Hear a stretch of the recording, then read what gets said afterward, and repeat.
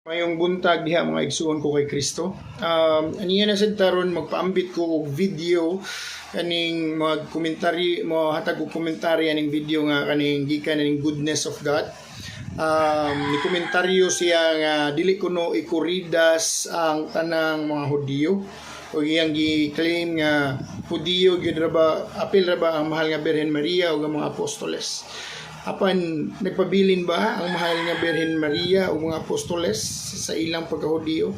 Wala gayod. Mismo gani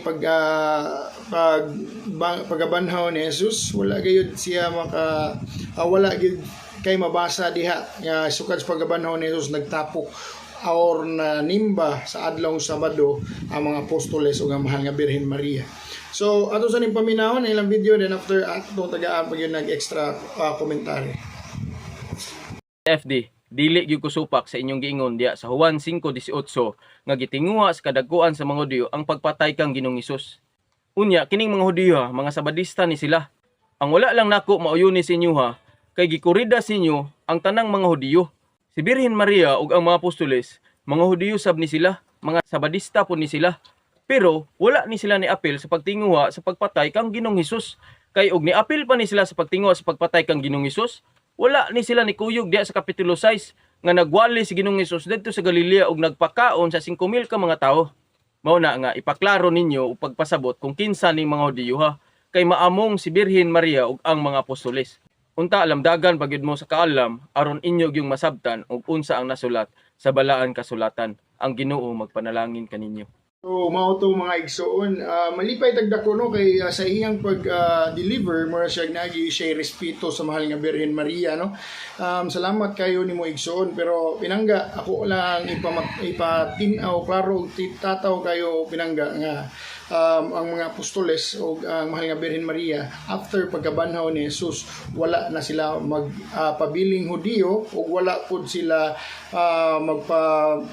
magpabilin nga magsimba o sa adlaw Sabado.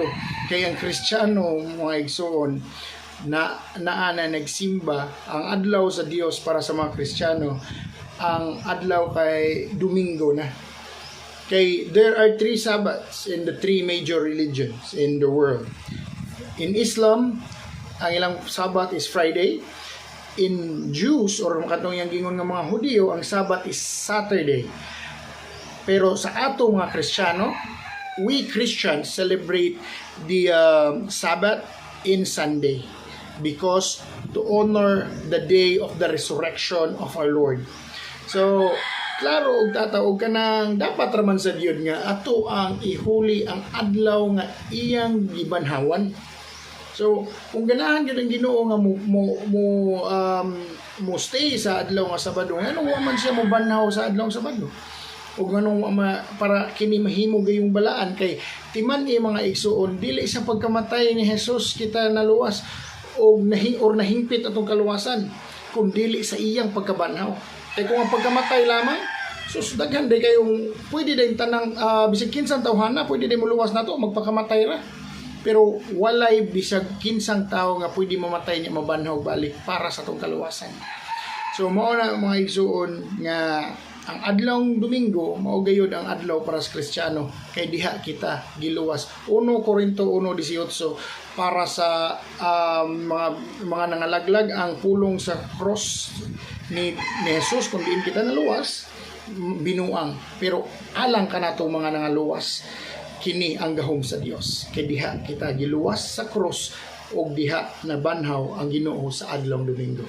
God bless mga igsoon and have a great day ahead. This is why I'm proud of what I am.